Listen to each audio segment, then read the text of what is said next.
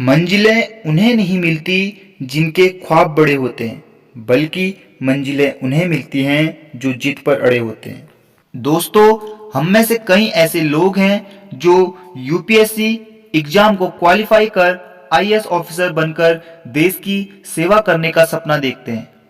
लेकिन तमाम सुख सुविधाओं के बावजूद आईएएस का एग्जाम क्वालिफाई कर पाना हर किसी के बस की बात नहीं है। लेकिन कुछ लोग ऐसे भी हैं जो गरीबी और तमाम तरह की परिस्थितियों का सामना करते हुए आज आईएएस, आईपीएस या आईआरएस या यूपीएससी के किसी न किसी विभाग में ऑफिसर के तौर पर कार्य कर रहे हैं। दोस्तों, आज मैं आपके लिए एक ऐसे ही शख्स की दास्तां लेकर आया हूं जिनकी कहानी सुनकर आप बहुत ज्यादा मोटिवेट होंगे और अपने लक्ष्य की ओर अग्रसर होंगे। तो दोस्तों, बिना किसी देरी के इस वीडियो की शुरुआत करते हैं। बनारस की गलियों में खेलते हुए अपने एक दोस्त के साथ उसके घर चले जाने पर उसके पिता ने उस लड़के को घर के बाहर निकालते हुए कहा था कि तुम्हारी हिम्मत कैसी हुई हमारे घर में आने की, सिर्फ इसीलिए क्योंकि वो लड़का एक रिक्शे वाले का लड़का था और वो सज्जन एक संपन्न परिवार से था। इसी वजह से उस व्यक्ति के द्वारा उस लड़के को अपने घर से बाहर निकाल दिया जाता है।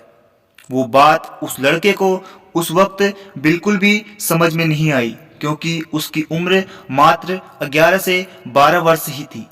लेकिन एक दिन उस लड़के ने अपने किसी परिचित व्यक्ति को यह बात बताई और पूछा कि आखिर उन्होंने मुझे अपने घर से क्यों निकाला। तो इसके जवाब में उस परिचित व्यक्ति ने बताया कि तुम्हारे बैकग्राउंड की वजह से और तुम्हारे कार्य की वजह से उस व्यक्ति ने तुम्हें अपने घर से निकाला। ऐसा कहते ही उस लड़के ने अपने उस परिचित व्यक्ति से पूछ डाला कि आखिर मैं अपने बैकग्राउंड को किस तरह से चेंज कर सकता हूं।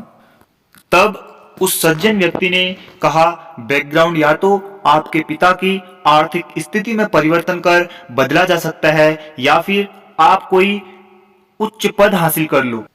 फिर उस लड़के ने सवाल किया और पूछा, आप मुझे बताइए इस देश की सर्वोच्च सर्विस कौन सी है।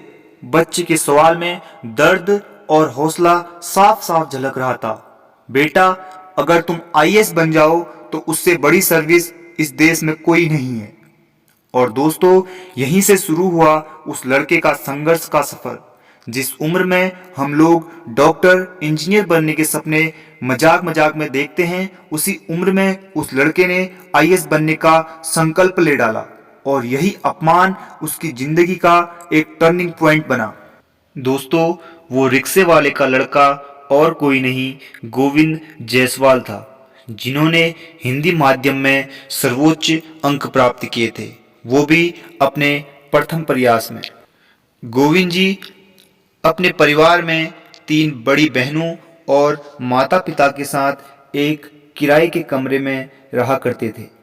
उनके पिता एकमात्र कमाने वाले सदस्य थे और जब परिवार चलाने वाला एकमात्र सदस्य ही रिक्शा चालक हो तो बुनियादी सुविधाएं हासिल करना भी एक कामयाबी के समान होता था।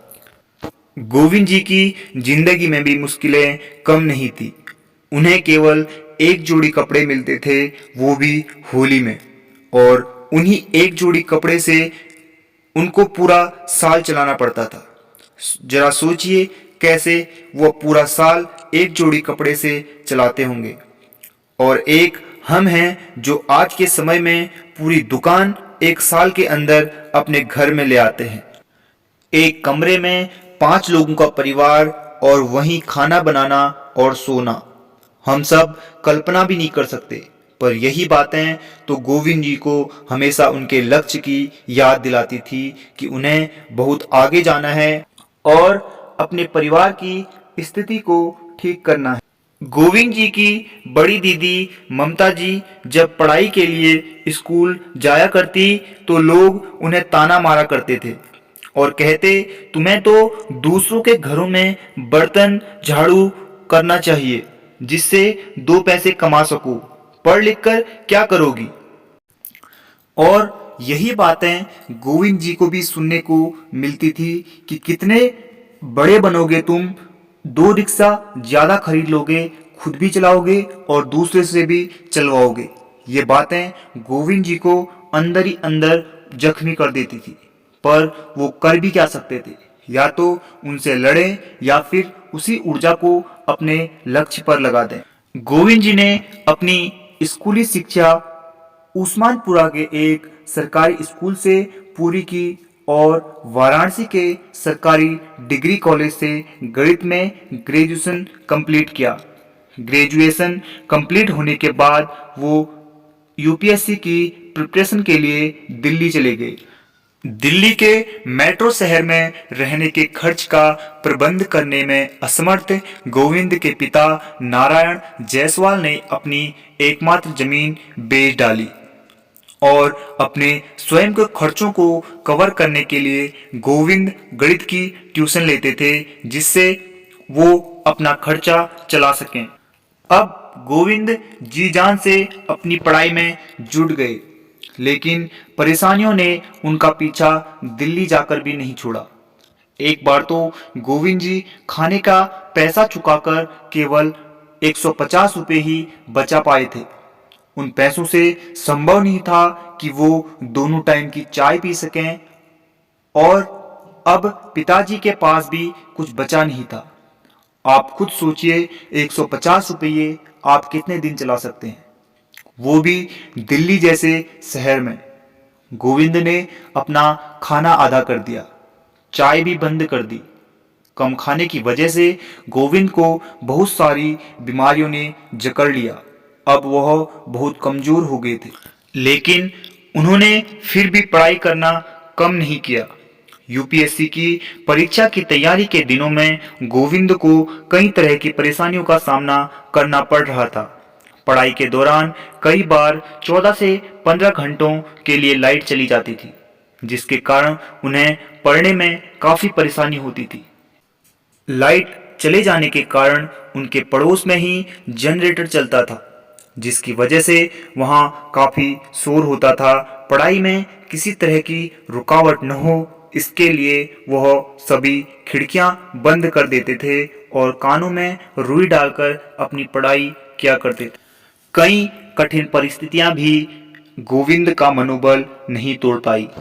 यूपीएससी की प्रारंभिक परीक्षा उत्तीर्ण करने के बाद वो मुख्य परीक्षा की तैयारी में जी जान से जुट गए, और मुख्य परीक्षा भी अच्छे नंबरों से उत्तीर्ण करने के बाद अब इंटरव्यू के लिए उन्हें अच्छी ड्रेस और जूते चाहिए थे। उन्हीं दिनों उनकी दीदी गर्भवती भी थी और उन्हें चेकअप करना था, पर उन पैसों से उन्होंने गोविंद के इंटरव्यू की ड्रेस का इंतजाम कर दिया।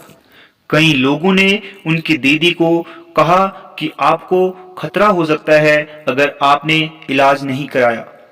उन्होंने कहा 14 मई को रिजल्ट आएगा, तभी मैं अपना इलाज करा लूंगी। उनके इस विश्वास को गोविंद जी कभी तोड़ना नहीं चाहते थे। उनकी दूसरी दीदी गीता दी, जो परिवार वालों से लड़कर उन्हें सपोर्ट किया करती थी, बहुत सारी उम्मीदें थी उन्हें अपने भाई से। उन उम्मीदों को गोविंद कभी तोड़ना नहीं चाहते थे। गोविंद जी का इंटरव्यू हो चुका था, लेकिन फिर भी भगवान ने उनकी परीक्षाएं लेनी नहीं छोड़ी। रिजल्ट आने के पहले उनके पिताजी की तबीयत बहुत खराब हो गई और उनके पिता के इलाज के लिए अब पैसे बिल्कुल भी नहीं बचे थे, क्योंकि सब कुछ गोविंद की पढ़ाई में पहले ही लगाया जा चुका था। आज भी पिताजी की बात को याद करके उनकी आंखों में आंसू आ जाते हैं, जब उन्होंने अपने रिक्शे बेचते हुए कहा था, सबके पास 2-2, 3-3 लाख रुपए होते हैं तो क्या हुआ, हमारे पास भी 2 से 3 रिक्शे हैं, वो तुम्हारे ही तो हैं, उन्हें ही बेच देते हैं। और कुछ ही दिनों के बाद यूपीएससी का रिजल्ट आ गया और गोविंद जायसवाल ने अपने पहले ही प्रयास में यूपीएससी परीक्षा में 48वां स्थान लाकर एक कीर्तिमान रच दिया और हिंदी माध्यम से परीक्षा देने वालों की श्रेणी में गोविंद टॉपर रहे थे। आज उन्हीं गलियों के लोग गोविंद से बातें करना चाहते हैं, जिन्होंने एक दिन गोविंद को उन्हीं गलियों में खेलने से मना कर दिया था। और वही लोग जो गोविंद को उन गलियों में खेलने से मना कर दिया करते थे, आज अपने बच्चों को गोविंद की सफलता की मिसाल देकर प्रेरित करते हैं। आईएएस ऑफिसर गोविंद जायसवाल अपनी सफलता के बारे में सिर्फ इतना कहते हैं कि अगर आप वास्तविक परिश्रम करो तो आज कोई भी चीज असंभव नहीं रह गई है। उनका कहना है, अभाव के प्रभाव से इंसान बहुत कुछ बन सकता है। दोस्तों, मैं उम्मीद करता हूं आप गोविंद जायसवाल जी के इस कहानी से बहुत इंस्पायर हुए होंगे और आप भी अपने लक्ष्य के लिए, अपने ड्रीम के लिए काम जरूर करेंगे। और यदि आपको ये वीडियो अच्छी लगे तो प्लीज इसे लाइक, शेयर एंड सब्सक्राइब जरूर करें और बेल आइकन को भी प्रेस जरूर करें, जिससे हमारी नई वीडियो की नोटिफिकेशन आप तक पहुंचे। धन्यवाद दोस्तों।